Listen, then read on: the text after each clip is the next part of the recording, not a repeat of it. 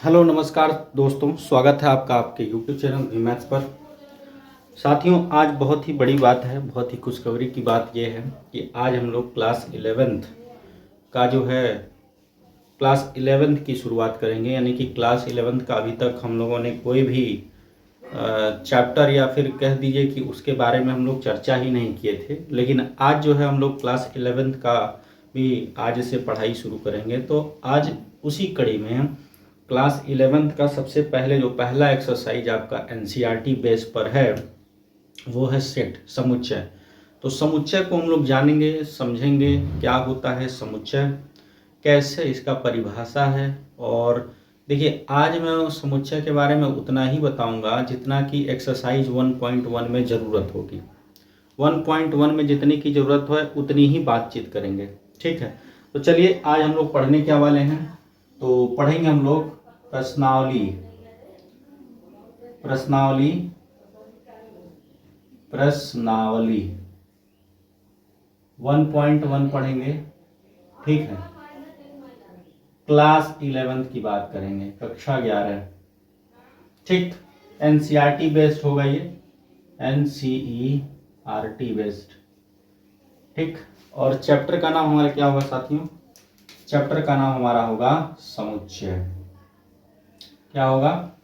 समुच्चय, यानी कि सेट्स। चैप्टर का नाम क्या होगा? सेट्स। इसके बारे में हम लोग बात करेंगे, ठीक है। सभी लोग देख लीजिए, सब कुछ ठीक से दिख रहा है कि नहीं दिख रहा है? चलिए, इसके बारे में हम बात करते हैं, समुच्चय के बारे में। समुच्चय क्या है, समुच्चय की परिभाषा क्या है। साथियों, अगर आप परिभाषा की तरफ बात करें कि इसका परिभाषा क्या होगा, परिभाषा यानी कि इसका डेफिनेशन क्या होगा कि सेट क्या होता है। सर, सेट का डेफिनेशन क्या होता है, इस चीज को अगर आप जानेंगे कि क्या होता है सेट का परिभाषा, तो बात को समझिएगा। सेट का परिभाषा क्या होता है? वस्तुओं के सुपरिभाषित संग्रह को क्या कहा जाता है? समुच्चय कहा जाता है। यानी किसी भी वस्तु का, किसी भी चीज का सुपरिभाषित कलेक्शन जो होता है, संग्रह जो होता है, उसी को हम लोग क्या कहते हैं? समुच्चय कहते हैं। इसका परिभाषा मैं लिख देता हूं। देखिए क्या होता है परिभाषा? वस्तुओं के सुपरिभाषित, क्या कह सकते हो? सुपरिभाषित वेल डिफाइंड कह सकते हैं। सुपरिभाषित वेल डिफाइंड संग्रह यानी कलेक्शन को समुच्चय कहा जाता है। समुच्चय कहा जाता है। क्या कहा जाता है? समुच्चय कहा जाता है। हमने क्या बताया साथियों, आपको परिभाषा क्या बताया कि भाई देखिए, समुच्चय क्या होता है? वस्तुओं के सुपरिभाषित संग्रह को क्या कहा जाता है? समुच्चय कहा जाता है, ठीक है। जैसे मैं एक एग्जाम्पल आपको बताऊं कि एग्जाम्पल वेल डिफाइन होना चाहिए वो, ठीक है। तो एग्जाम्पल की अगर हम बात करें साथियों, एक एग्जाम्पल जैसे मान लो मैं कह रहा हूं समझना, एक साल में 13 महीने होते हैं। 13 महीने होते हैं, ये एक एग्जाम्पल है, ठीक है। दूसरा मैं कहूं कि एक साल में 12 महीने होते हैं। क्या होते हैं? 12 महीने होते हैं, ठीक। ये दो एग्जाम्पल है आपका। तो इसमें से समुच्चय हो कौन सकता है? जो सुपरिभाषित होगा, ठीक। यानी कुछ जो परिभाषा निकलता हो वही समुच्चय होगा। तो देखो भाई, ध्यान देना, इधर कहीं जाना मत, ध्यान दो इधर। एक साल में 13 महीने, क्या हो सकता है? एक साल में 13 महीने नहीं हो सकता है। एक साल में 13 महीने नहीं हो सकता, यानी कि ये वेल डिफाइंड नहीं है, ठीक है। तो ये आपका समुच्चय हो ही नहीं सकता, नहीं हो सकता। लेकिन एक साल में 12 महीने होते हैं, तो जब एक साल में 12 महीने होते हैं तो ये आपका समुच्चय के रूप में लिखा जा सकता है। बात समझ में आया? जैसे एक और एग्जांपल ले लो, एक हफ्ते में 10 दिन होते हैं एक हफ्ते में 10 दिन नहीं होते हैं, तो ये नहीं समुच्चय हो सकता है। लेकिन एक हफ्ते में 7 दिन होते हैं, ये आपका क्या हो सकता है? समुच्चय हो सकता है, वेल डिफाइन है ये, ठीक। अब हम बात करते हैं निरूपण की, यानी कि इसके नोटेशन, यानी कि देखो भाई, निरूपण कैसे इसको प्रदर्शित करेंगे। निरूपण, तो निरूपण की अगर बात करें तो अंग्रेजी के, देखिए अंग्रेजी वर्णमाला के अंग्रेजी वर्णमाला के किसी भी बड़े अक्षर से, कैपिटल लेटर से, बड़े अक्षर से प्रदर्शित कर सकते हैं, अक्षर से प्रदर्शित कर सकते हैं। ठीक, जैसे एग्जाम्पल देखिए, मान लो लिखा हो ए, ऐसे लिखा है कोई भी 1 2 3 4 5, यह आपका समुच्चय है। क्या है? समुच्चय है। एक चीज और समझिए, समुच्चय को लिखते कैसे हैं, यानी कि इन देखो वही समुच्चय को कैसे लिखते हैं, कैपिटल अंग्रेजी के कैपिटल लेटर से, किसी भी कैपिटल लेटर से इसको दिखा सकते हैं, और जब लिखते हैं तो मझले वाले ब्रैकेट में इनको बंद कर देते हैं, और मझले वाले ब्रैकेट में बंद कर देना यानी कि ये पूरा जो है अब अच्छे प्रकार से समुच्चय को लिखा गया है सही तरीके से। एक समुच्चय का नाम ए है, इसको मझले ब्रैकेट में बंद कर दिए हैं। अब इसके अंदर जो ये चीजें लिखा हुआ है इसको हम लोग कहते हैं, क्या कहा जाता है, इसको पद कहा जाता है, या इसको कह सकते हैं एलिमेंट कहा जाता है। एलिमेंट क्या कहा जाता है? एलिमेंट्स हैं। समझ में आया? तो ये क्या है? एलिमेंट्स। अब एलिमेंटों को यानी तत्वों को या पदों को अगर मझले ब्रैकेट में बंद करके कामा लगा के रख दिया गया है तो वही क्या होते हैं? समुच्चय होते हैं। समुच्चय का परिभाषा क्या होता है? वस्तुओं के सुपरिभाषित संग्रह को क्या कहा जाता है? समुच्चय कहा जाता है। चाहे कोई भी हो, मान लो पैंट शर्ट हो, कोई भी वस्तु हो, उसको अगर एक सही तरीके से सुपरिभाषित करके रखा गया है तो वो क्या कहलाएगा? आपका समुच्चय कहलाएगा। ठीक है, आप ये भी कह लो, देख लो भाई, देखो कह सकते हो 10 से कम विषम प्राकृतिक संख्या। तो 10 से कम विषम प्राकृतिक संख्या, देखो मैं एग्जांपल एक और दे रहा हूं यहाँ पर, 10 से कम विषम प्राकृतिक संख्या। तो विषम प्राकृतिक संख्या क्या होगी आपकी? 10 से कम। तो भाई देखो, एक होगा विषम प्राकृतिक संख्या 1 3 5 7 9, ये आपका क्या हो जाएगा? ये भी तो इस प्रकार से लिख सकते हो। तो ये आपका क्या हो जाएगा? समुच्चय हो जाएगा। परिभाषित है, वेल डिफाइन है ये। ठीक है, तो इतनी बात आपका ये चीज था, इसका आप स्क्रीनशॉट लीजिए, फिर हम लोग आगे बढ़ते हैं। चलो भाई, स्क्रीनशॉट ले लिया होगा आपने। चलिए अब इसको हम करते हैं इरेज। स्क्रीनशॉट हो गया होगा। तो अब हम समझेंगे कुछ प्रतीकों के बारे में। देखो मैं उतना ही बताऊंगा आज, सिर्फ 1.1 में जितनी ज़रूरत होगी, क्योंकि ज़्यादा बताने से दिमाग हो जाएगा ओवर। तो अब देखो नोटिस, इसको जो है कुछ तत्व हैं, कुछ प्रतीक हैं, उनको कहते क्या हैं, उस चीज को हम लोग जान लेते हैं। ठीक,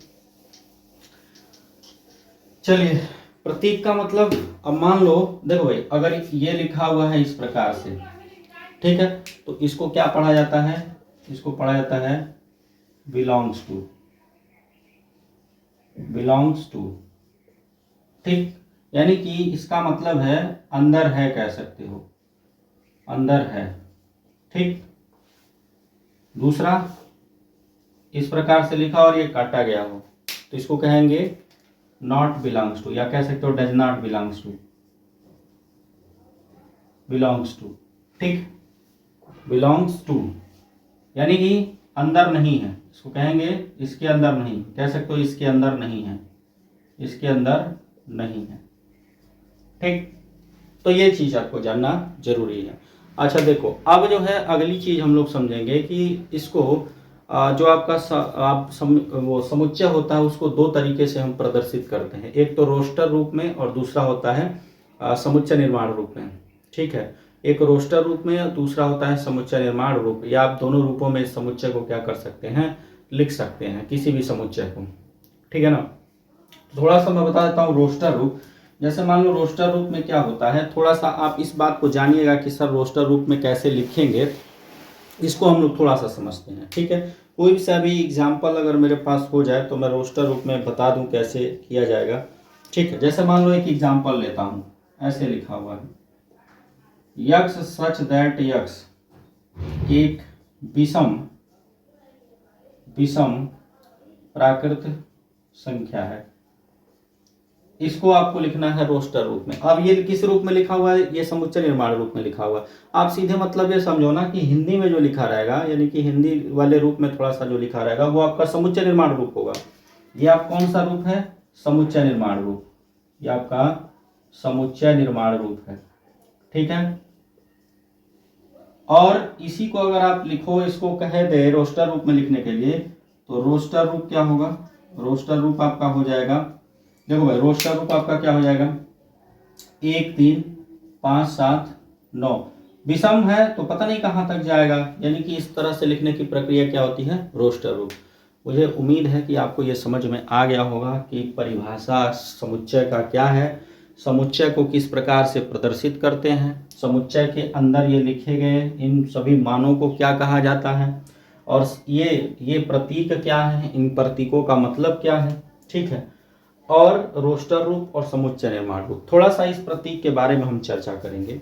जैसे मान लो ये जो लिखा हुआ है, थोड़ा सा हम इसको इरेज करते हैं और इनके बारे में हम लोग थोड़ा जान लेते हैं। देखो भाई, मान लो अगर कोई लिखा हुआ ए, एक आप ए है सेट, यहाँ लिखा हुआ 1 2 3 4 5, ऐसे आपका एक सेट है, और यहाँ लिख दिया है, मान लो लिख दिया है 2 डॉट डॉट डॉट ए, ऐसे लिखा है। तो अब आपको इन दोनों प्रतीकों को यहाँ लिखना है, ठीक, इन दोनों प्रतीकों को इस रिक्त स्थान में भरना है। तो आप क्या कहेंगे, देखिए ये एक समुच्चय ए है, क्या दो समुच्चय ए के अंदर है? अगर समुच्चय ए के अंदर है तो हम कौन सा चिन्ह लगाएंगे, ये वाला प्रतीक लगाएंगे, क्योंकि अंदर है तो ये वाला लगेगा। तो दो अगर ए के अंदर है तो यानी कौन सा साइन लगेगा, ये लगेगा, इसका मतलब ये दो ए के अंदर है।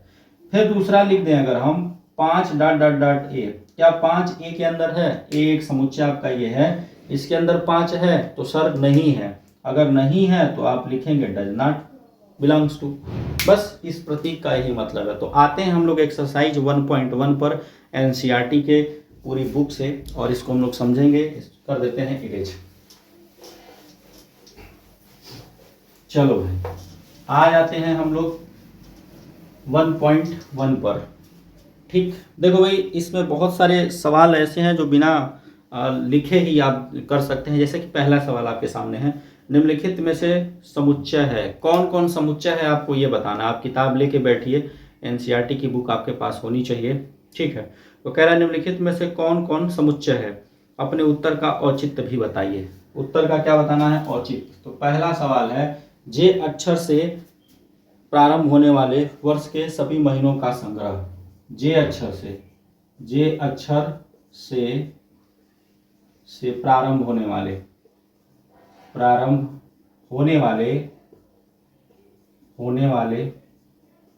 सभी अक्षरों का समुच्चय,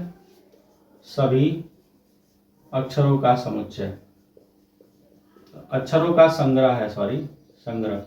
क्या ये समुच्चय है, आपको ये बताना है, क्या ये समुच्चय है, आपको ये चीज बताना है। देखो भाई, ये समुच्चय है कि नहीं है, इस चीज को जानते हैं।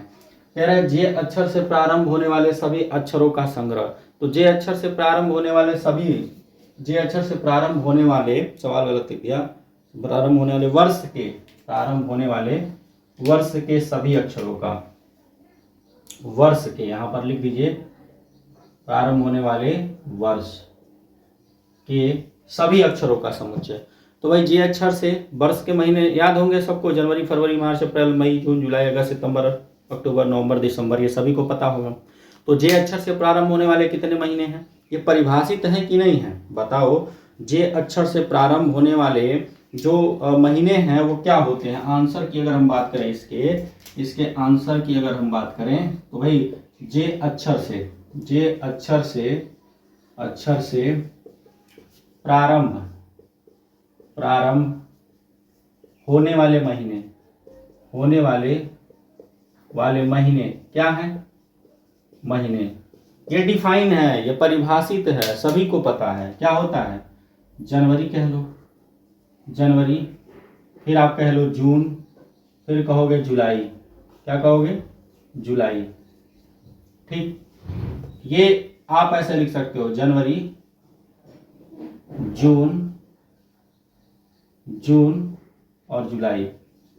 भाई ये समुच्चय के रूप में लिखा जा सकता है ना, ये परिभाषित है आपका कि नहीं है।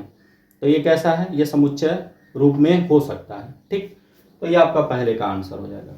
दूसरा क्या बोल रहा है, विश्व के सर्वश्रेष्ठ भारत के 10 सबसे अधिक प्रतिभाशाली लेखकों का समुच्चय।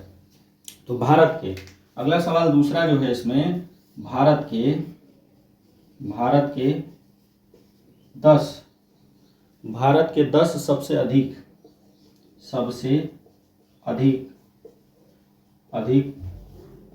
प्रतिभाशाली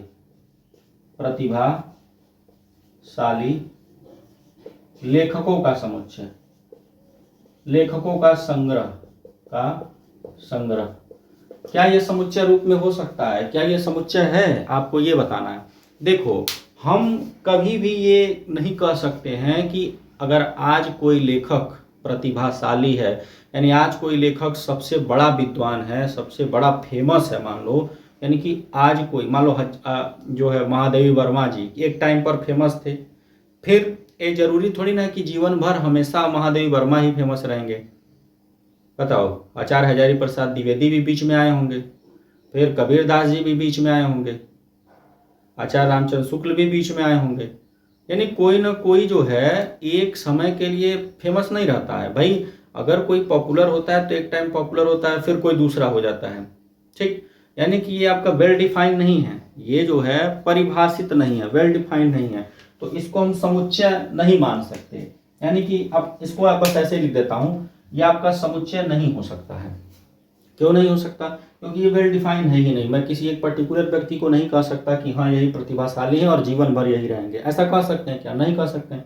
तो हम इसको समुच्चय नहीं मानेंगे, तो ये आपका समुच्चय नहीं होगा। ठीक, चलिए अब ऊपर वाले को इरेज कर दे रहे हैं। आते हैं क्वेश्चन नंबर 3 पर। देखिए, ये ऐसे सवाल हैं, इसमें आप अगर बुक नहीं कलम नहीं उठाओगे तब भी आराम से हो जाएगा, कोई समस्या नहीं है। दूसरा देखो, कह रहा है विश्व के सर्वश्रेष्ठ 11 बल्लेबाजों का संग्रह। तीसरा, यानी कि तीसरा पॉइंट क्या है? विश्व के सबसे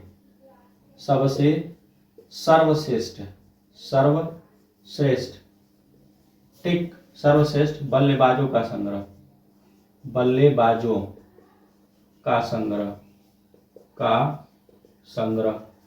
बल्लेबाजों। बताइए, विश्व के सबसे सर्वश्रेष्ठ बल्लेबाजों का संग्रह बता सकते हो? बताओ।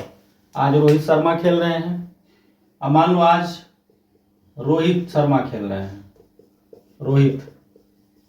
रोहित शर्मा, कल भी रोहित शर्मा खेलेंगे? नहीं खेलेंगे भाई, हो सकता है खेले और नहीं भी। यानी कि एक टाइम पर कोई क्रिकेटर पॉपुलर नहीं होता है।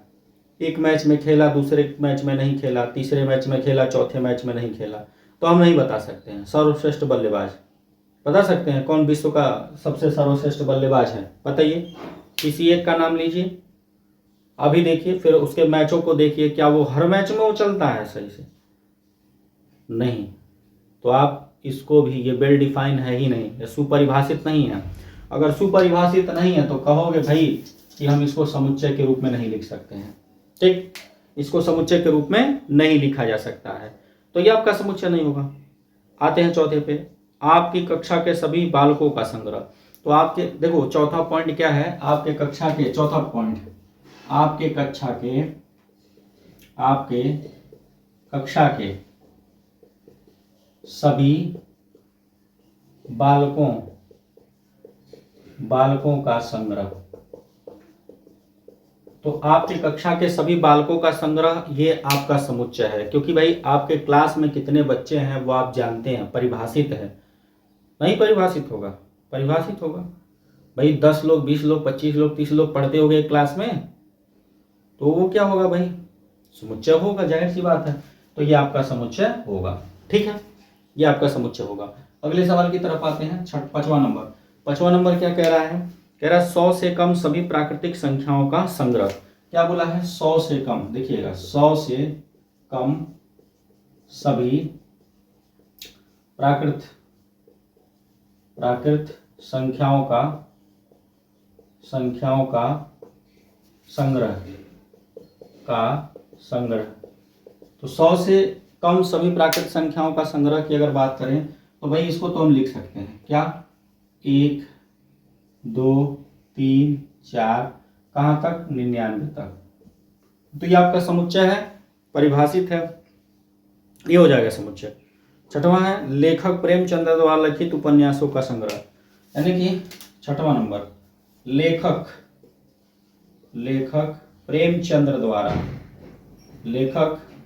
प्रेमचंद्र प्रेमचंद द्वारा लिखित सभी उपन्यासों का संग्रह, सभी उपन्यासों का संग्रह।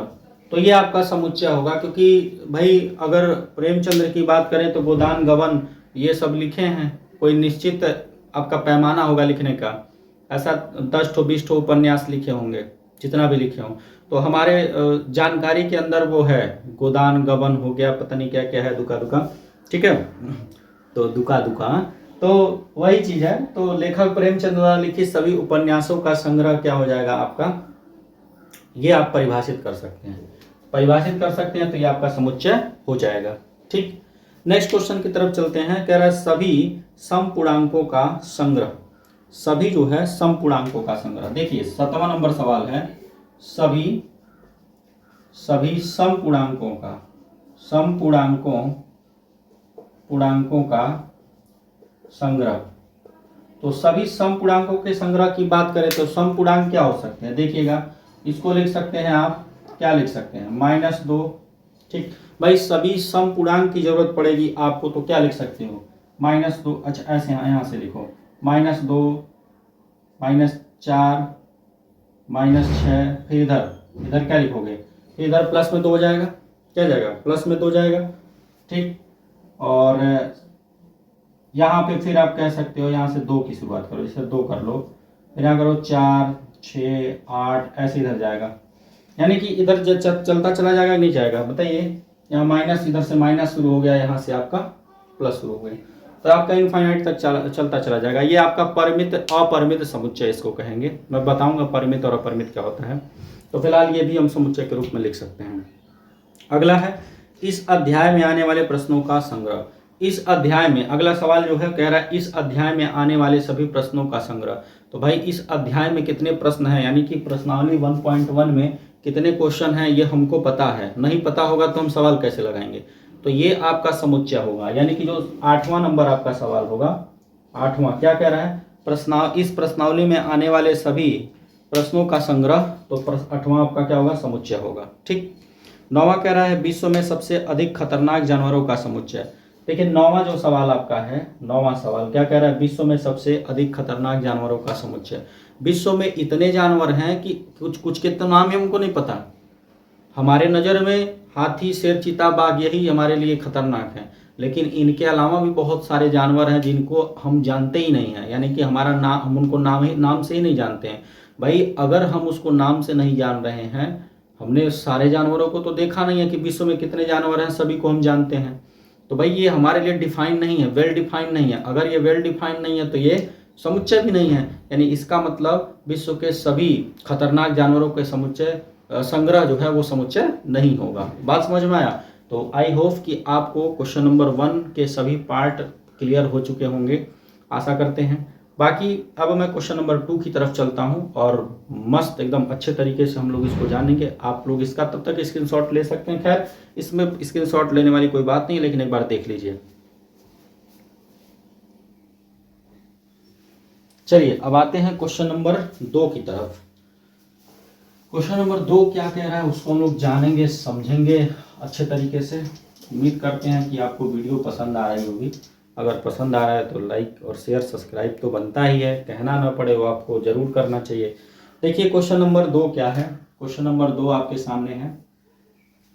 बोला है मान लीजिए, आपके पास क्या है, बोला है मान लीजिए, ठीक है, मान लीजिए, लीजिए कैसे लिखा जाएगा भाई, लीजिए, ठीक है, एक समुच्चय ए है, एक समुच्चय ए दिया हुआ है, वो है 1 2 3, कहाँ तक है भाई, 6 तक है, 4 5 और 6, ये आपका एक समुच्चय है। रिक्त स्थानों में उपयुक्त प्रतीक, कह रहा है रिक्त स्थानों में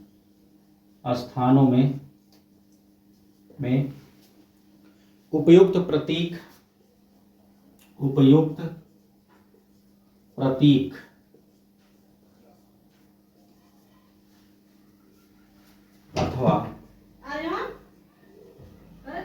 अथवा भरिए, क्या करिए, भरिए, ठीक है ना। इसमें आपको क्या करना है, इसको भरना है, ठीक। तो चलिए भरते हैं, क्या हो जाएगा इसको भरेंगे तो।